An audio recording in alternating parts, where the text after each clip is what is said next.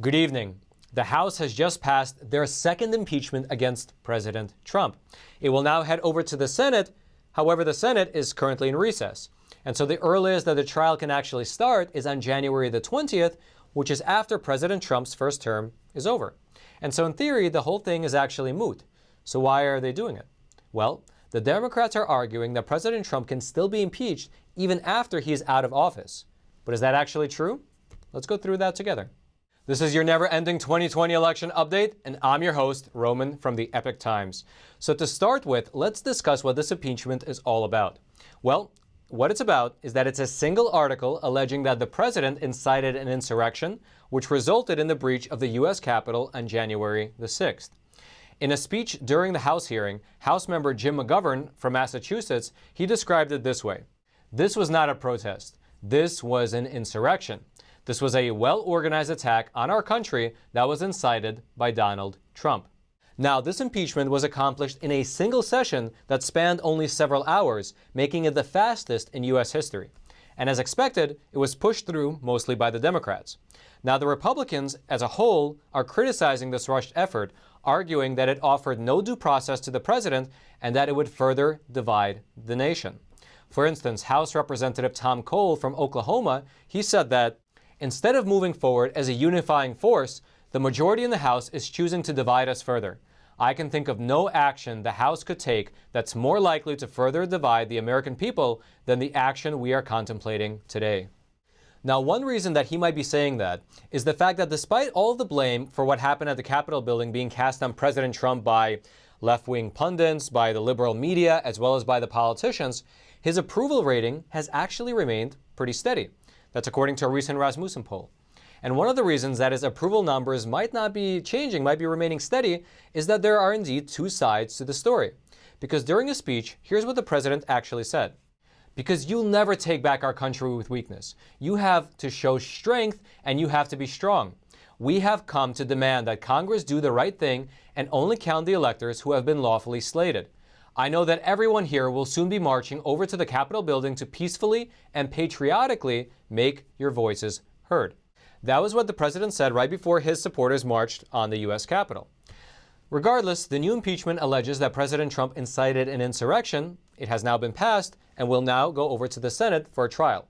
However, right now, the Senate is actually in recess and they are only holding pro forma sessions every 3 days until January the 19th.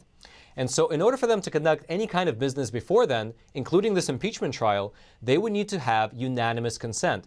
And so basically what would need to happen is that all 100 U.S. senators would need to agree to begin the impeachment trial early, which likely won't happen. There's almost a 0% chance of that happening. And so the trial will only likely start on January 19th or even more likely January the 20th. So then the big question is this. Can President Trump actually be tried once he is out of office? Well, according to Harvard law professor Alan Dershowitz, he can't. That's because, according to him, the Constitution specifically says the president shall be removed from office upon impeachment. It doesn't say the former president. Congress has no power to impeach or try a private citizen, whether it be a private citizen named Donald Trump or named Barack Obama or anyone else. Basically, that interpretation would mean that the case would be moot beyond January the 20th. Regardless, in light of the way that the courts have been interpreting laws as of late, we can't be sure of that. We can't be sure of anything, honestly. And this question might very well up all the way to the Supreme Court. Now, in terms of why the Democrats might be pushing so hard for impeachment at all, when we're just maybe a week out from January the 20th, well, that might be because once impeached, President Trump will not be able to run for any office again in this country. So let's see how it all plays out in the coming days. If you'd like to read more about this impeachment, those links will be in the description box below this video for you to check out for yourself. And while you're down there looking for those links, take a quick second to smash that like button. Right now, videos like this are being censored by all the big tech platforms, including this one right here. And so when you smash that like button below this video, you are fighting back against the censorship. You are forcing the YouTube algorithm to share this video out to potentially thousands of more people and let the truth be known far and wide. Now let's talk a bit more about what will happen on January the 20th. A few days ago, President Trump approved an emergency declaration in Washington, D.C. Basically what happened was that the Washington, D.C. mayor requested for more support from the National Guard ahead of January the 20th, and President Trump agreed to it. In a statement that was released by the White House, President Trump declared that an emergency exists in the District of Columbia and ordered federal assistance to supplement the district's response efforts due to the emergency conditions resulting from the 59th presidential inauguration. And in so saying, up to 15,000 National Guard troops will have authorization to be deployed in the city until January the 23rd. And so that means Washington, D.C. will have a very thick and heavy military presence. Furthermore, the mayor of D.C. urged people to not even travel to Washington, D.C. for the presidential inauguration and instead to take part in the January 20th event virtually.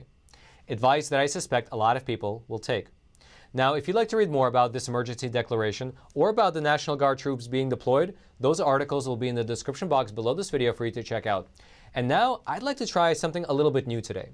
There are a lot of stories happening every single day that might be not significant enough to warrant an entire segment on our show, but I'd still like to tell you a bit more about them. And so what I'm going to do today is in smaller, more bite-sized news segments, we'll go through them. And then if you want to go deeper, all the links will be in the description box below this video. So let's start with things that are happening nationally inside of America. CNN, they just announced that they will no longer be broadcasted in airports, which is actually pretty significant because if you've traveled anywhere in the last 30 years, you know that CNN had basically a monopoly on airport TV. In fact, according to contracts that were recently published online, CNN has been paying airports to run exclusively their programming. They had deals with 58 airports, which had been running their content live 24 hours a day. Now, the official reason for this change is that there are just not as many people in airports as there used to be. In a letter from Jeff Zucker, who is CNN's president, he wrote that the steep decline in airport traffic because of COVID-19, coupled with all the new ways that people are consuming content on their personal devices, has lessened the need for the CNN airport network. It's not yet been made public what airports will instead use to fill up that airtime. Now, while we're on the topic of talking about the media, let's talk about PBS as well. A recent undercover video released by Project Veritas showed PBS's principal counsel, their principal lawyer, railing against Trump supporters and even supporting violence if President Trump won the election. Take a look. Anyone Biden wins, will go through all the Republican voters, and Homeland Security will take the children away. And we'll put them into re-education camps. Amen. In these times, which are unique, Trump is close to Hitler. What are we going to do if we don't like you? Go to the White House and throw Molotov cocktails. Wow. So the man in that video, according to his LinkedIn profile, he is a former National Geographic vice president who has worked for PBS over the past 7 years. And it says that his job responsibilities included providing strategic and day-to-day legal and business advice, analyzing content rights and information, and negotiating content production. Now, as of yesterday, PBS released a statement saying that this lawyer is no longer employed by them. In the statement, they wrote that this employee no longer works for PBS. As a mid-level staff attorney, he did not speak on behalf of our organization, nor did he make any editorial decisions. There is no place for hateful rhetoric at PBS, and this individual's views in no way reflect our values or opinions. Now let's head over to Florida, where 71 people were arrested in a human trafficking sting ahead of the Super Bowl that's coming up in Tampa. And that was the result of a month-long undercover sting operation called Operation Interception. Basically, what they did was that over the course of a month, undercover detectives posted ads online offering to meet up for sex, with female detectives also posing as sex workers. Now, according to the sheriff, all 71 of these suspects were male and were aged between 20 and 62 years old. Among those arrested, there were several active-duty military personnel, a firefighter, a Christian school teacher, a banker, several construction workers, as well as several local business owners. The sheriff noted that all of these men have one thing in common. They did not care if the women they were going to have sex with were being exploited, forced to sell their bodies against their will. Now, this successful sting operation is actually part of a larger fight against human trafficking that has been pushed forward by the Trump administration over the past 4 years. In fact, since taking office, President Trump has made fighting human trafficking a top-listed priority. 1 year ago, he signed an executive order directing more resources towards eliminating human trafficking as well as online child exploitation. And besides that, there has been an initiative of a multi-agency anti-trafficking coordination team, which has more than doubled the convictions of human traffickers in targeted hotspots. And so that's obviously very good news, and I believe that everybody in this country, regardless of their political affiliation, hopes that this kind of effort will continue into the future. Now let's shift gears a little bit and talk about what's happening around the world. Let's start over in Kyrgyzstan. A few days ago, they elected a new president. The man's name is Zatur Zaparov. He is a nationalist. He won by a huge margin, 79%. And of note, he was recently serving prison time for his involvement in overthrowing the previous Kyrgyzstani president, because it was claimed at that time that his party, the previous administration's party, was actually rigging the vote. Now, if you've ever served overseas, you might know that formerly Kyrgyzstan was the site of an American airbase that served as a key transport hub for our war in Afghanistan. However, nowadays, in terms of their alliances, Kyrgyzstan is actually allied with Russia, both economically as well as security-wise. They depend heavily on Moscow's economic support, and currently they host a Russian airbase inside of their borders, inside of Kyrgyzstan's borders. And now let's go over to Iran. The Iranians aren't only having diplomatic issues with America at the moment. Recently, a South Korean oil tanker was seized by Iran's Revolutionary Guard while it was sailing through the Strait of Hormuz. Now, both the ship and the crew are currently being held captive, and there are about 20 people who are on board. Now, the official reason that was given by Iran for why they seized the ship was because of the oil tanker's environmental pollution. However, the owner of the ship says that that's not the case, and Iran has not provided any actual evidence to back up their claim. So what's really going on here? Well, for a bit of context, to give you a bit more context, Iran has a record of using this tactic, of seizing ships that are traveling through the Strait of Hormuz in order to get a little bit of advantage in their sanctions talk. So in regards to this oil tanker, this whole affair comes at a time when Iranian officials have been pressing South Korea to release about $7 billion worth of assets that are currently frozen, that are tied up in Korean banks due to the sanctions. And people right now are speculating that Iran seized this oil tanker in order to give them a bit more leverage in their negotiations with the Koreans. And along that line, a few days ago, a diplomatic delegation from South Korea traveled to Iran in order to negotiate the release of the vessel, the release of the crew, as well as to work out these financial disputes. Now, thus far, I haven't heard of any developments that have come out of this meeting, but I'm keeping my ears open. If you want to read more, it'll be in the description box below. Now let's head over to China. Just when you thought that the communist disregard for human life couldn't get lower, it does. State-run Chinese media published an article recently bragging about new helmets that were given out to the troops that are serving in Tibet. Now, what's so cool about these helmets? Well, they are equipped with a self-destruct button. Let me just repeat that for you in case you missed it. These soldiers are being issued helmets that have on them a self-destruct button. When you press the button, there's a bomb that's embedded in the helmet that goes off and kills the soldier. Now, this helmet is actually part of a system that the soldiers are equipped with. This system includes a video camera, which allows headquarters to see what's happening on the ground with the soldier. It includes a two-way radio so that the headquarters can listen in on what's happening with the soldier as well as issue orders. And it includes this self-destruct button in case things go awry. According to this report, if a soldier is seriously wounded and doesn't want to be captured, he can activate the self-destruct function himself. This can maintain his dignity as well as prevent the enemy from obtaining this system. Now, however, the soldier is not the only one who can activate the self-destruct function.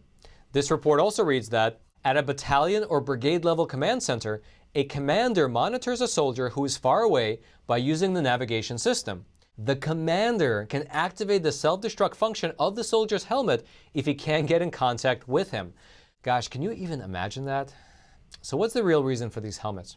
Well, a China expert that we here at the Epoch Times we interviewed, he said that these helmets are further evidence of the fact that the PLA, the People's Liberation Army, the Chinese military, is struggling to manage its soldiers, to keep them from disobeying, and to keep them from deserting. In fact, over the last 3 years, the Chinese regime has been using increasingly severe punishment for deserters, such as banning them from public transportation, banning them from attending school, from working in government positions, or from even applying for passports. And now, they will be forced to fight, or otherwise, they will be killed by their commander. In my opinion, there is no better metaphor than this for what a communist country is.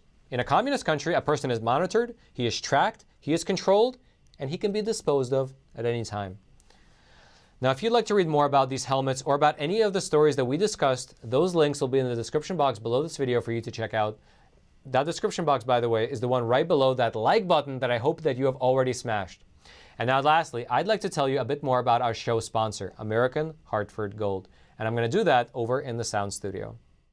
All right, yes, today's sponsor is American Hartford Gold. So again, I have no business giving anyone investment advice, but I will tell you what I do.